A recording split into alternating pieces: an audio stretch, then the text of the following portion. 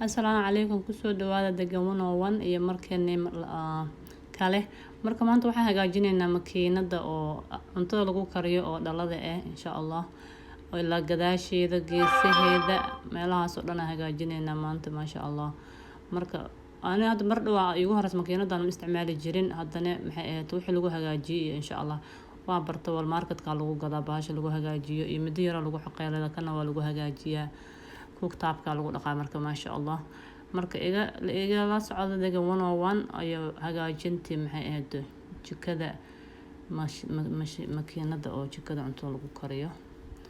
marka hore korka iska dhaqeynaa meesha dhalada kii hadda lagu shubayaa mid yar ma aragtay maadaama anaka hilib iyo waxaan iska karsano maanta dhan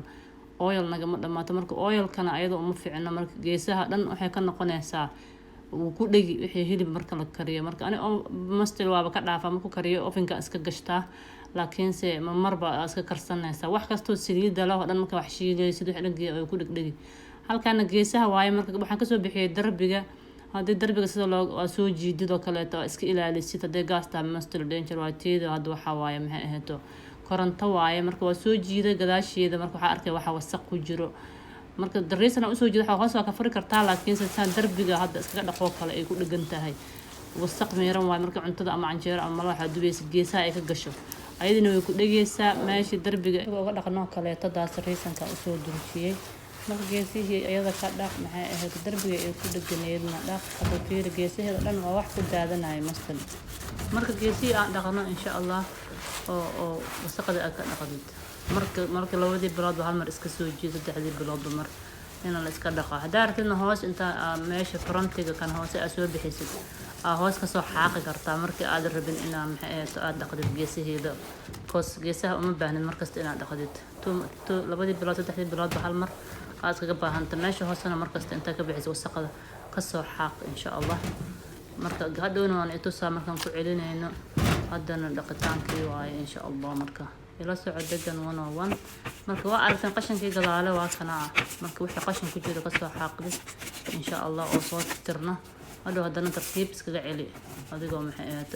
iska ilaalinayso iska taxadaraysid darbiga marka jiidaysan make sure inta xoog u soo jiidid inaad fiirida soo go'in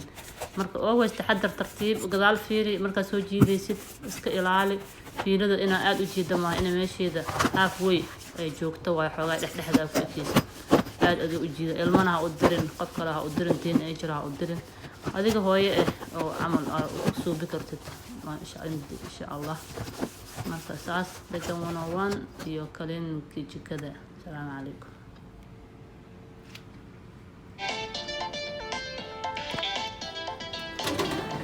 meesha hoosaan ii sheegayaan waa kartaa tan hadda soo bixisid oo kale gadaal soo xaaqi kartaa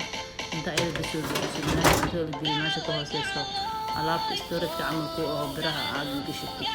taas soo bixinaysa hoosteeda markaas soo xaaqi kartaa taas easy ka hadda rabin inaad dhaqdo kale ma saacad ku sheegay markan soo bixi soo xaaq hoosta ka soo xaaq qashinkii easy marka caadiga kaliinka waayo